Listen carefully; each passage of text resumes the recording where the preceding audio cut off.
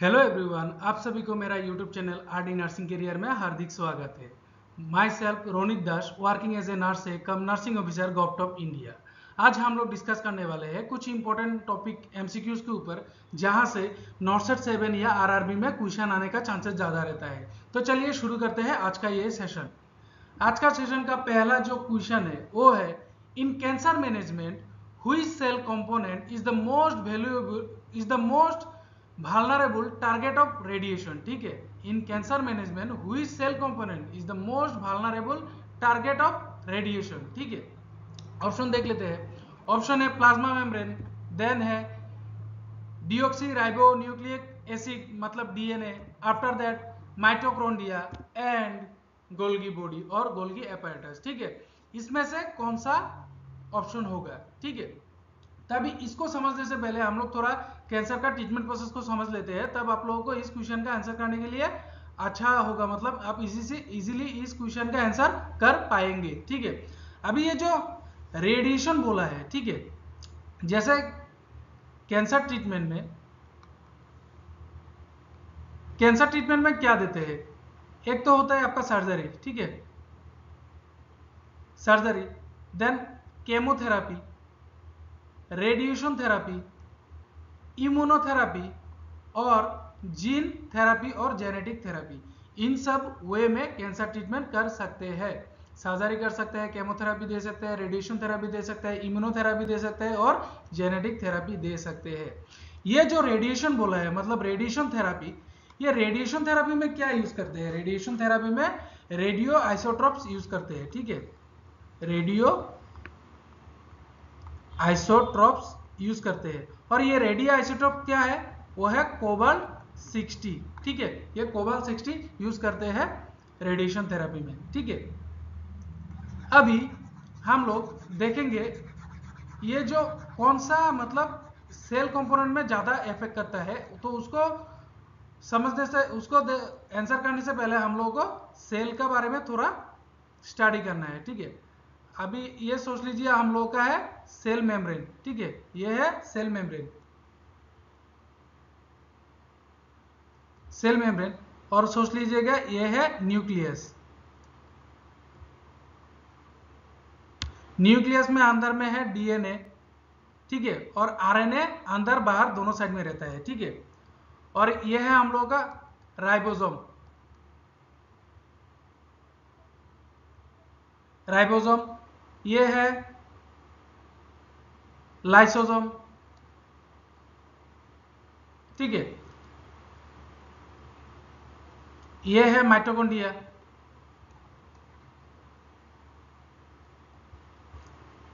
और ये है गोल्गी बॉडी। ठीक है, गोल्गी बॉडी,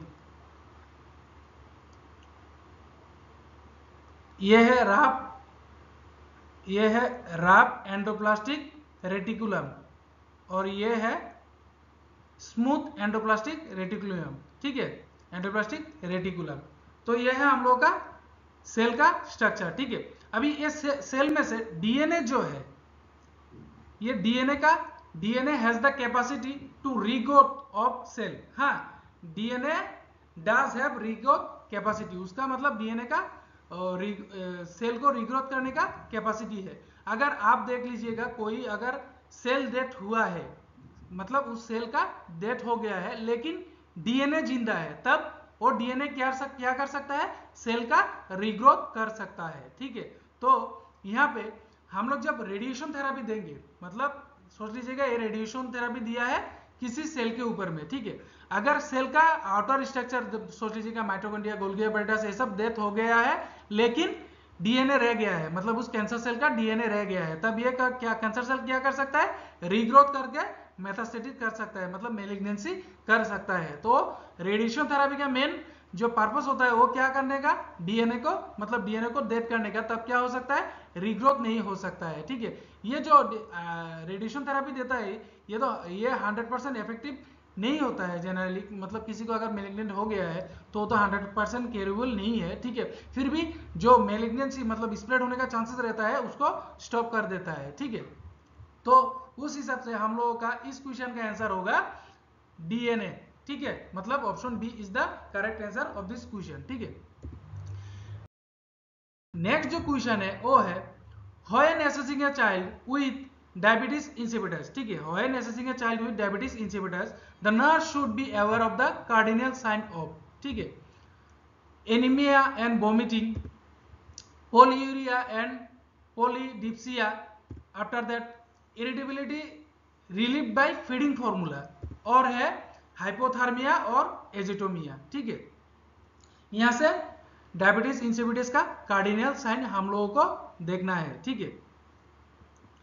ये जो नोजिया एंड वोमिटिंग है ये कार्डिनल साइन नहीं है, ठीक है, ये डायबिटीज इंसिपिडस का कार्डिनल साइन नहीं है, ये साइन है डायबिटीज इंसिपिडस का। और ये जो हाइपोथर्मिया एंड एजिटोमिया है, ठीक है, एजिटोमिया है, ये आपका ये है डायबिटीज इंसिपिडस का sign, it's a sign not cardinal sign. ये एजिटोमिया मतलब क्या है, एजिटोमिया में मतलब क्या हो सकता है, increase amount of urine, urea and other nitrogen compound in the blood, ठीक है, मतलब वेस्ट प्रोडक्ट ज्यादा हो जाना, ठीक है। और ये जो पोलियूरिया है, पोलियूरिया जो है, पोलियूरिया मतलब क्या है, passing abnormally large amount of urine, large amount of urine मतलब passing abnormally large amount of urine. और ये जो पोलीडिप्सिया है, पोलीडिप्सिया में क्या होता है, इंटेंस थर्स्ट होता है despite of drinking plenty of fluids और वाटर, इंटेंस थर्स्टी होता है, ठीक है, इंटेंस थर्स्टी होता है despite of drinking plenty of water, ठीक है।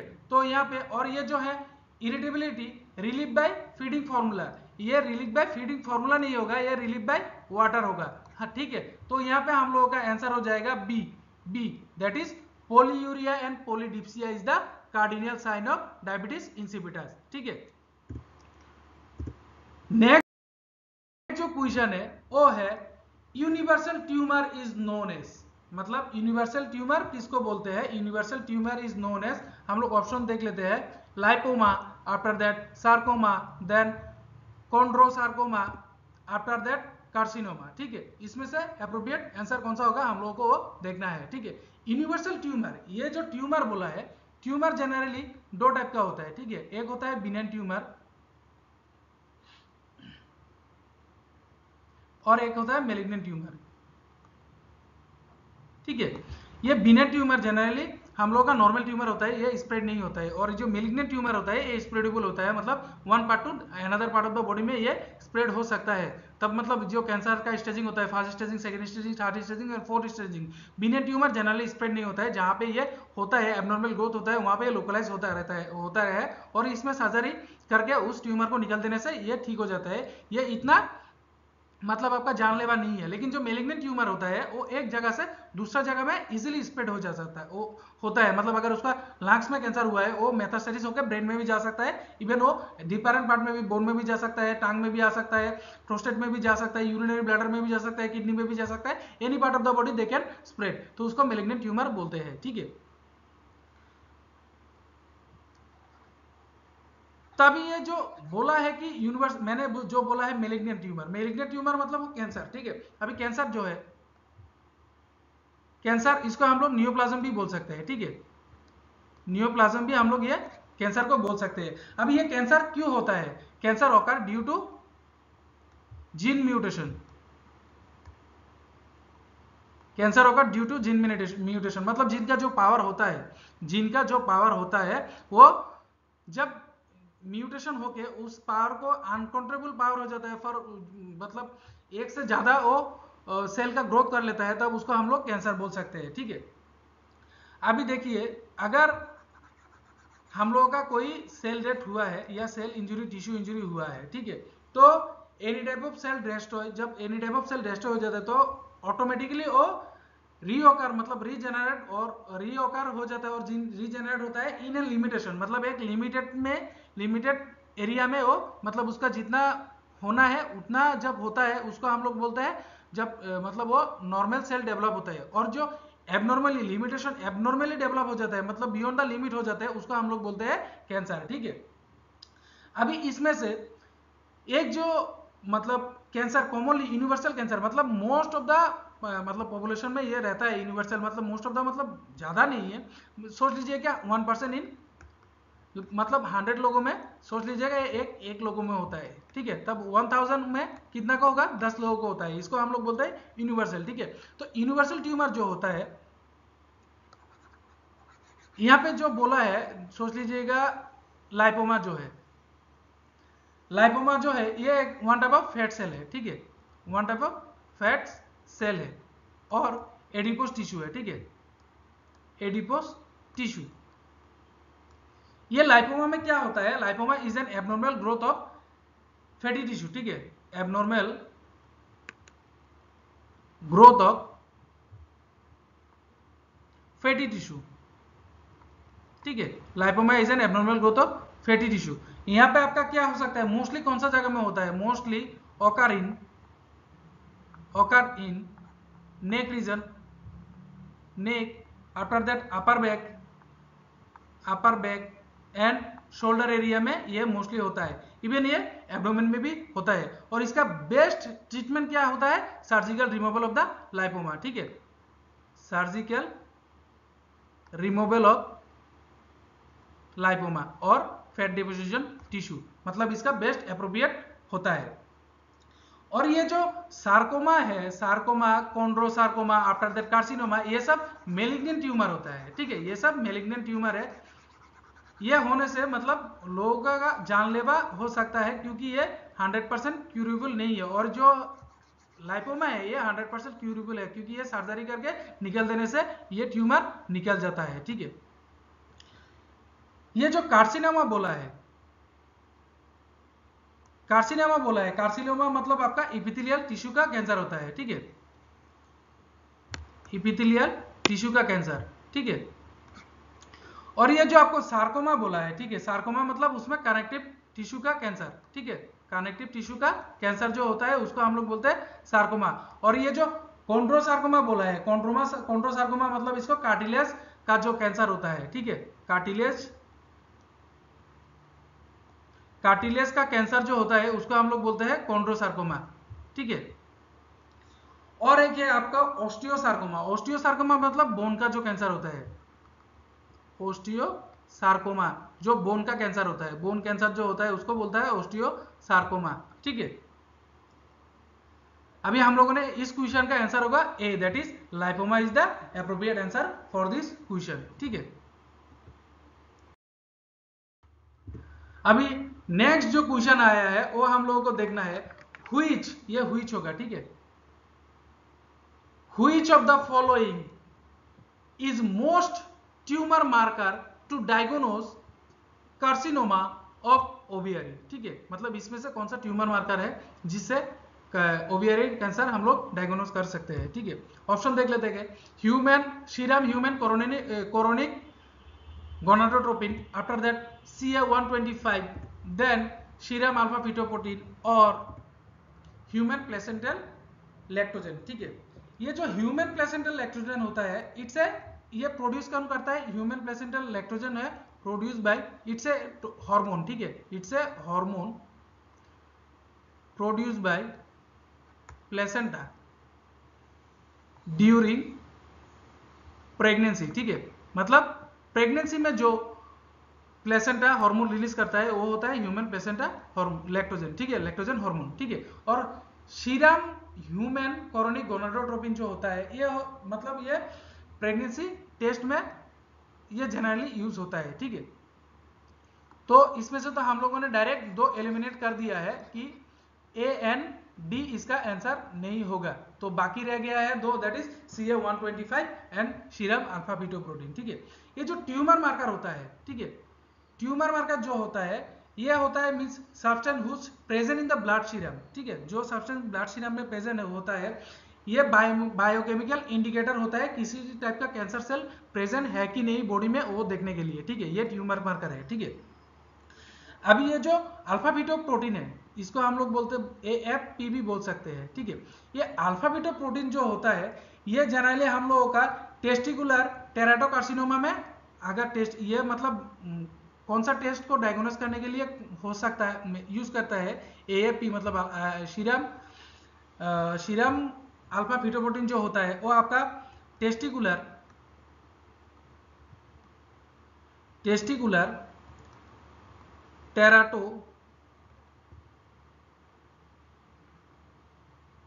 टेराटोकार्सिनोमा टेस्टिकुलर टेराटोकार्सिनोमा या प्राइमरी हेपाटोसेलुलर कार्सिनोमा डायग्नोस करने के लिए ये हो सकता है यूज करता है, ठीक है। प्राइमरी हेपाटोसेलुलर कार्सिनोमा को डायग्नोस करने के लिए ये serum alpha fetoprotein AFP test use करते हैं, ठीक है। हम लोग टेस्ट करने के लिए देते हैं टू डायग्नोस टेस्टिकुलर टेराटोकार्सिनोमा और प्राइमरी हेपाटोसेलुलर कार्सिनोमा को डायग्नोस करने के लिए, ठीक है। और एक जो है आपका है CA-125, ठीक है। CA-125 इसको हम लोग क्या बोलते हैं, इसको कार्सिनो एम्ब्रायोनिक एंटीजन भी बोल सकते हैं।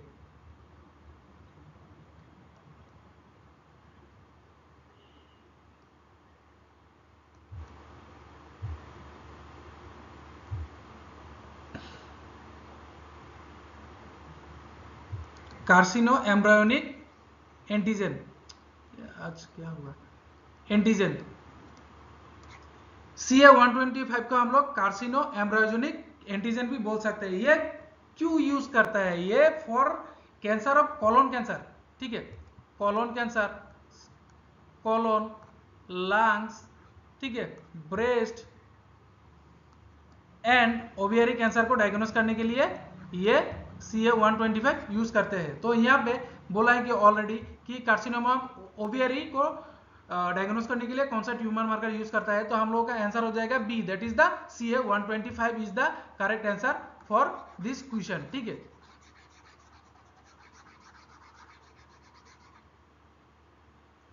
और एक दो है, सोच लीजिए कि PSA इसको हम लोग बोलते हैं प्रोस्टेट स्पेसिफिक एंटीजन, ठीक है। ये जो PSA हम लोग यूज करते हैं ये किसके लिए यूज करते हैं, फॉर प्रोस्टेट कैंसर, ठीक है। प्रोस्टेट कैंसर के लिए हम लोग ये यूज करते हैं, ठीक है। और जो कैल्सिटोनिन बोल के एक है CATONIN, कैल्सिटोनिन बोल के एक है, वो हम लोग किस चीज के लिए बोल सकते हैं, मैलिग्नेंसी ऑफ थायराइड के लिए हम लोग ये टेस्ट यूज करते हैं, मतलब देते हैं for diagnosis of malignancy of thyroid, जिसके लिए हम लोग कैल्सिटोनिन यूज करते हैं, टेस्ट यूज करते हैं। तो इस क्वेश्चन का आंसर हो जाएगा B, that is the CA-125। and the next question is the which of the following factors causes nausea associated with renal failure, मतलब किसी रीनल फेलर पेशेंट है उसको नोजिया हो रहा है, किस कारण से हो रहा है वो देखना है। Oliguria, then gastric ulcer, after that electrolyte imbalance, then accumulation of metabolic waste. इनमें से एप्रोप्रिएट आंसर कौन सा होगा वो हम लोगों को देखना है, ठीक है। अभी जो रीनल फेलर पेशेंट है, मतलब रीनल फेलर जो है वो दो टाइप से होता है, ठीक है। दो टाइप का होता है, एक होता है एक्यूट रीनल फेलर और एक होता है क्रोनिक रीनल फेलर, ठीक है। एक होता है एक्यूट रीनल फेलर और एक होता है chronic renal failure. Acute renal failure में ओलिगुरिया होता है, ठीक है। ओलिगुरिया मतलब less than 400 ml urine pass करता है। और इसमें क्या हो सकता है, आपका क्रोनिक रीनल फेलर में एनोरिया होता है। एनोरिया मतलब लेस देन 100 ml यूरिन, ठीक है। और ये जो ओलिगुरिया है ये रिवर्सिबल है, ठीक है, मतलब with medication it can be reverse, ठीक है। और जो एनोरिया है ये इरिवर्सिबल है, ठीक है, मतलब ये मेडिसिन से ठीक नहीं होता है, ठीक है। और जिस पेशेंट में क्रोनिक रीनल फेलर है, मतलब कोई patient chronic renal failure patient है, ठीक है, क्रोनिक रीनल फेलर पेशेंट है, उस पेशेंट में एजिटोमिया होता है, ठीक है। एजोटोमिया होता है। एजोटोमिया मतलब क्या होता है, उसमें मेटाबॉलिक वेट जो होता है, मेटाबॉलिक वेस्ट इंक्रीज हो जाता है, ठीक है, इंक्रीज मेटाबॉलिक वेस्ट। और जब मेटाबॉलिक वेस्ट ज्यादा हो जाता है इस मतलब किसी पेशेंट में, उसमें क्या हो सकता है, नोजिया एंड वोमिटिंग हो सकता है। उस केस में नोजिया एंड वोमिटिंग होने का चांसेस ज्यादा रहता है, ठीक है, due to increase amount of metabolic waste. तो इस क्वेश्चन में क्या बोला, which of the following factor causes nausea associated with renal failure, renal failure. इसमें क्रोनिक और एक्यूट कुछ नहीं बोला है, रीनल फेलियर बोला है। तो इस क्वेश्चन का अकॉर्डिंग टू द ऑप्शन हम लोगों को देखना पड़ेगा, क्योंकि ये ओलिगुरिया एक्यूट रीनल फेलियर में होता है। इसमें नोजिया वोमिटिंग का सिम्टम इतना नहीं आ रहा है। गैस्ट्रिक अल्सर ये भी आंसर नहीं होगा, इलेक्ट्रोलाइट आंसर इम्बैलेंस भी आंसर नहीं होगा, आंसर होगा एक्यूमुलेशन ऑफ मेटाबॉलिक वेस्ट, ठीक है। तो क्वेश्चन डी इज द मतलब option D is the appropriate answer of this question, ठीक है। तो जैसे कि हम लोगों का नॉर्सेट का एग्जाम आ रहा है 25 सितंबर को, कल से हम लोग स्टार्ट करने वाले हैं स्पेसिफिक, मतलब सोच लीजिएगा कैंसर के ऊपर में मोस्ट इंपोर्टेंट एमसीक्यूज ऐसा टाइप का हम लोग टिल प्रीलिम्स मतलब नॉर्सेट का प्रीलिम्स का पहले तक हम लोग इंपोर्टेंट क्वेश्चन डिस्कस करते रहेंगे इस चैनल में। तो जो लोग इस चैनल में नया है तो प्लीज सब्सक्राइब माई चैनल, और मेरा ये वीडियो आप लोगों का फ्रेंड के साथ शेयर जरूर कर दीजिएगा। उन लोगों को भी मोटिवेशन मिलेगा, मुझे भी मोटिवेशन मिलेगा, और आपको बहुत सारा मतलब उन लोगों से आशीर्वाद और प्रेयर मिलेगा, ठीक है। और अभी आप लोग डिमोटिवेटेड मत होइए, क्योंकि देखिएगा एक बार में मतलब एक दिन में किसी को सफलता नहीं मिलता है, ठीक है, सक्सेस एक दिन में किसी को नहीं मिलता है, उसके लिए बहुत सारा हार्डवर्क करना जरूरी होता है, ठीक है। तो आप लोग अभी से हार्डवर्क करते रहिएगा। Failure is the success of की, मतलब अगर आप जब फेलर होंगे तब क्या हो सकता है, फेलर हुआ है तो आप उस वस्तु को उस चीज को आप रिपीटेडली स्टडी करेंगे, तब क्या हो सकता है, आपका नॉलेज भी ज्यादा हो सकता है, तब बड़ा से बड़ा एग्जाम भी आप इजीली कर सकते हैं, मतलब क्लियर कर सकते हैं। तो अभी से आप लोग अच्छे से स्टडी कर दीजिएगा। रिजल्ट क्या मिलेगा उसका चिंता मत कीजिएगा, क्योंकि आपका काम है हार्डवर्क करना, बाकी रिजल्ट एग्जाम देने के बाद आपका रिजल्ट क्या हुआ वो है एग्जामिनर को डिसाइड करना, ठीक है। तो all the best for your upcoming exam, अच्छे से स्टडी कर दीजिएगा, और मेरा ये चैनल को सब्सक्राइब कर दीजिएगा, और बेल आइकन को जरूर प्रेस कर दीजिएगा, तब आप सभी को मेरा जो अपकमिंग वीडियोस है उसका नोटिफिकेशन मिल जाएगा। तो once again thanks for watching, please like and subscribe my channel. जय आई ओखम।